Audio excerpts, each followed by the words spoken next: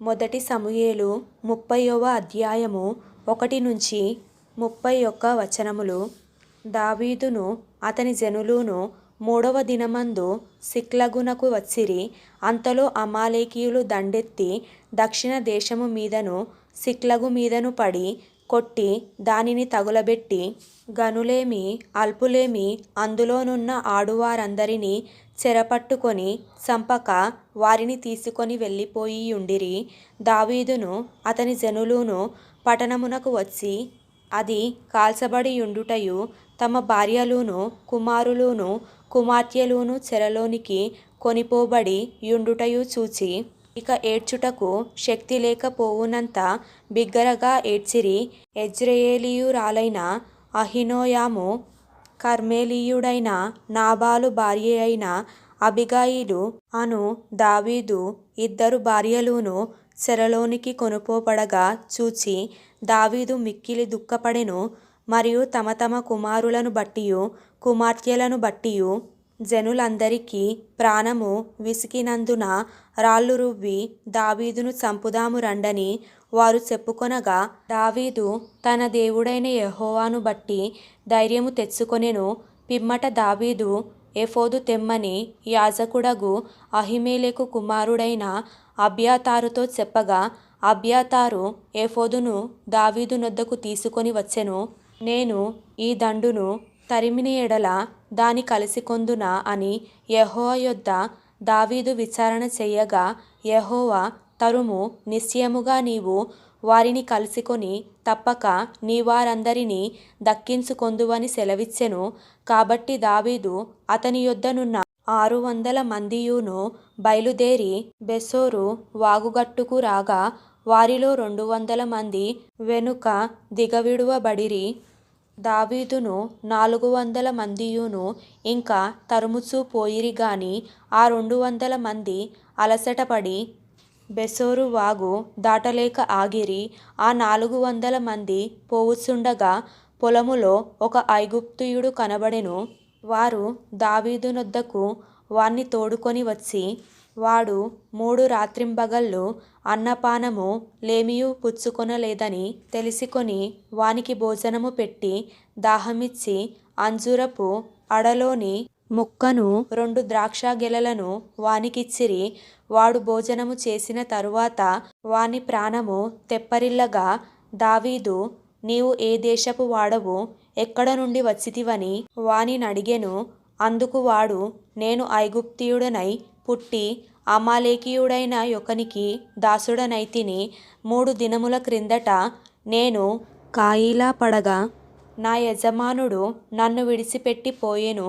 మేము దండెత్తి కెరేతీయుల దేశమునకును యూదా దేశమునకును కాలేబు దక్షిణ దేశమునకును వచ్చి వాటిని దోచుకొని సిక్లగును కాల్చివేసితిమని చెప్పెను. ఆ దండును కలిసికొనుటకై నీవు నాకు దోవ చూపుదువా అని దావీదు వానినడగగా వాడు నేను నిన్ను చంపననియు నీ యజమానుని వశము చెయ్యననియు దేవుని బట్టి నీవు నాకు ప్రమాణము చేసిన ఎడల ఆ దండును కలిసికొనుటకు నీకు దోవ చూపుదుననెను. తరువాత వాడు వారి దగ్గరకు దావీదును నడిపింపగా ఫిలిష్తీయుల దేశములో నుండియు యూదా దేశములో నుండియు తాము దోచి తెచ్చుకొనిన సొమ్ముతో తులదూచుచు వారు ఆ ప్రదేశమంతటా చెదిరి అన్నపానములు పుచ్చుకొనుచు ఆటపాటలు సలుపుచుండిరి. దావీదు సంగతిని గ్రహించి సంధ్యవేళ మొదలుకొని మరునాటి సాయంత్రము వరకు వారిని హతము చేయుచుండగా ఒంటెల మీద ఎక్కి పారిపోయిన 400 మంది యవనులు తప్ప తప్పించుకొనిన వాడు ఒక్కడునూ లేకపోయెను. ఇలాగున దావీదు అమాలేకీయులు దోచుకొని పోయిన దానంతటిని తిరిగి తెచ్చుకొనెను. మరియు అతడు తన 2 భార్యలను రక్షించెను. కుమారులేమి కుమార్తెలేమి దోపుడు సొమ్మేమి వారు ఎత్తికొని పోయిన దానంతటిలో కొద్దిదేమి గొప్పదేమి ఏదియూ తక్కువ కాకుండా దావీదు సమస్తమును రక్షించెను. మరియు దావీదు అమాలేకీయుల గొర్రెలన్నిటినీ గొడ్లన్నిటినీ పట్టుకొనెను. ఇవి దావీదునకు దోపుడు సొమ్మని జనులు మిగిలిన తమ స్వంత పశువులకు ముందుగా వీటిని తోలిరి. అలసట చేత దావీదును వెంబడించలేక బెసోరు వాగు దగ్గర నిలిచిన ఆ 200 మంది యొద్దకు దావీదు పోగా, వారు దావీదును అతని యొద్దనున్న జనులను ఎదుర్కొనుటకై బయలుదేరి వచ్చిరి. దావీదు ఈ జనుల యొద్దకు వచ్చి వారి యోగక్షేమమడుగగా, దావీదుతో కూడా వెళ్ళిన వారిలో దుర్మార్గులును పనికి మాలిన వారునైన కొందరు, వీరు మనతో కూడా రాక నిలిచిరి గనుక తమ భార్యలను పిల్లలను తప్ప మనకు మరలా వచ్చిన దోపుడు సొమ్ములో మనమేమియూ వీరికియ్యము, తమ భార్య పిల్లలను వారు తీసుకొని పోవచ్చుననిరి. అందుకు దావీదు వారితో ఇట్లనెను, నా సహోదరులారా, యెహోవా మనలను కాపాడి మన మీదికి వచ్చిన ఈ దండును మనకప్పగించి మనకు దయచేసిన దాని విషయములో మీరు ఇలాగున చెయ్యకూడదు. మీరు చెప్పినది ఎవరు ఒప్పుకొందురు? యుద్ధమునకు పోయిన వాని భాగమెంతో సామానునొద్ద నిలిచిన వాని భాగము అంతే అని వాడుక మాట. అందరూ సమముగానే పాలు పంచుకొందురు గదా. కావున నాట నుండి నేటి వరకు దావీదు ఇశ్రాయేలీయులలో అట్టి పంపకము కట్టడగాను న్యాయవిధిగాను ఏర్పరచి నియమించెను.